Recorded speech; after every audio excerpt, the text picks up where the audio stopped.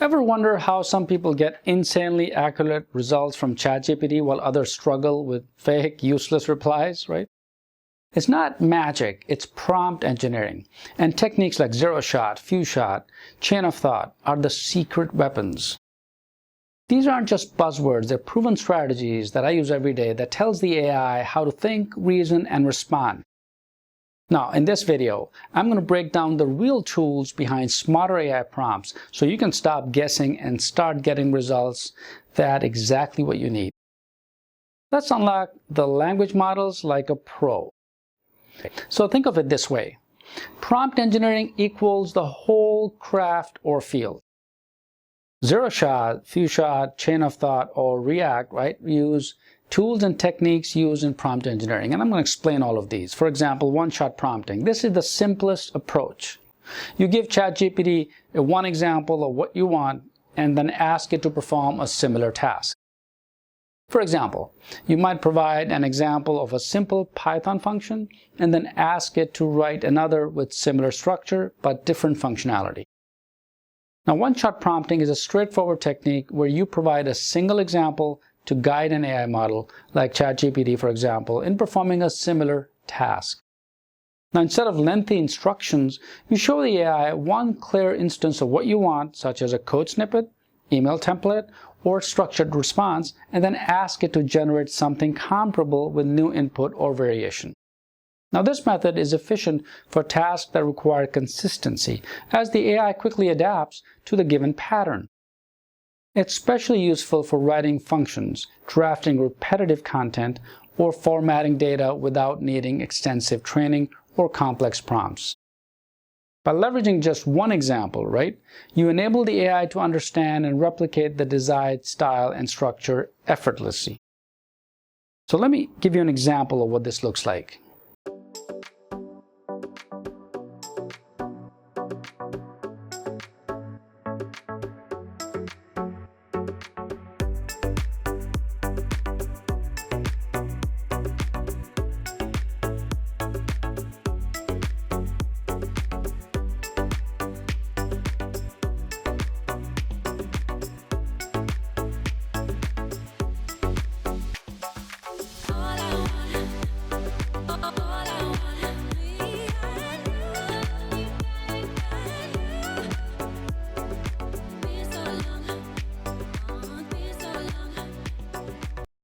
Next is few-shot prompting, right? For example, this involves providing several examples now to ChatGPT before giving it the actual task. Now, this helps the AI better understand the desired output format, style, or specific constraints.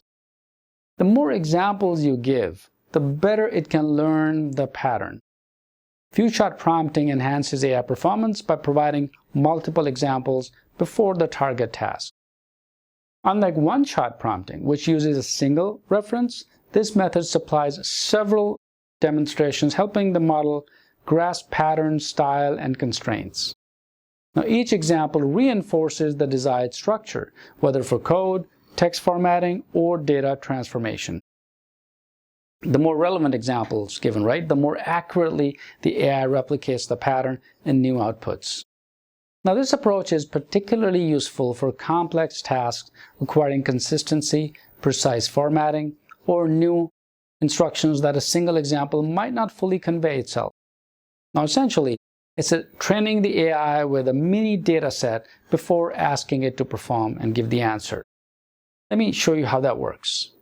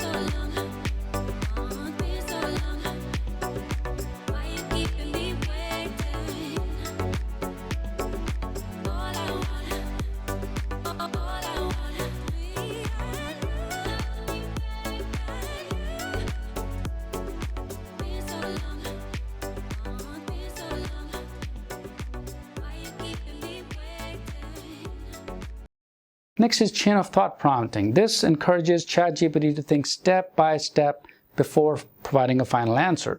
Now, instead of just asking for the code, you explicitly instruct it to break down a problem, outline its logic, and then generate the code. This is particularly useful for more complex tasks, as it often leads to more accurate and robust code. For example, you might tell ChatGPT first, define the problem, right? Second, list the necessary components. And third, write the code. Now, let me show you how that works.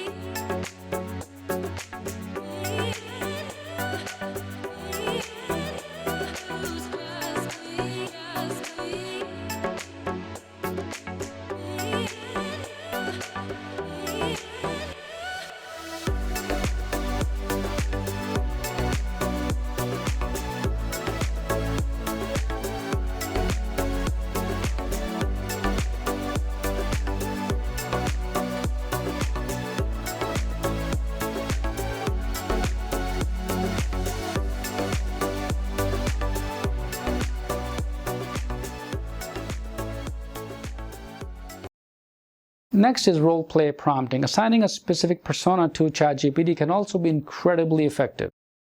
You can tell it to act as a senior Python developer or be a beginner-friendly coding tutor.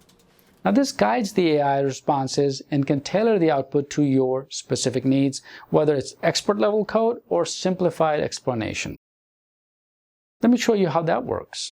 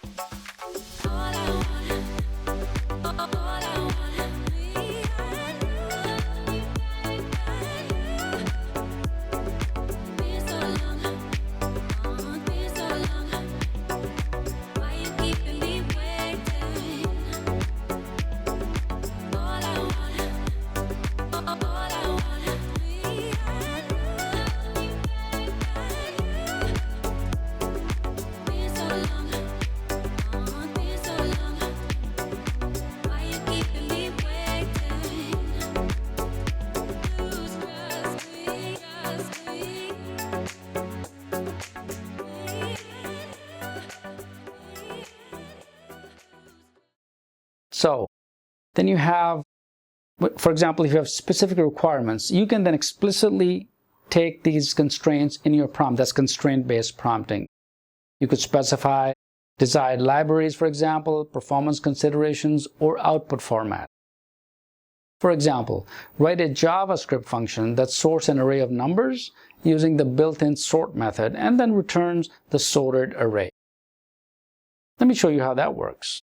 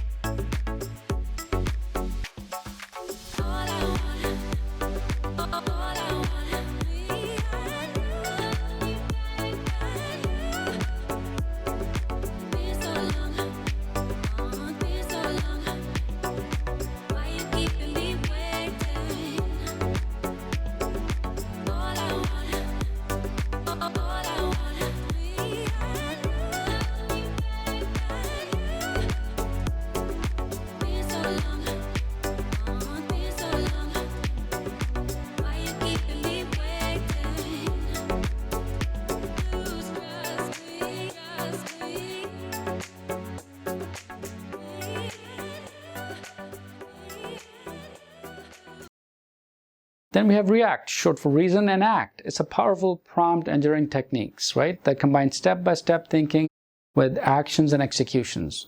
So unlike simple prompting, which only generates a direct response, React guides the model through a reason, a problem, and then breaking it down logically, and then act by performing a task, such as calling a tool, querying a database, or making a decision based on that reasoning.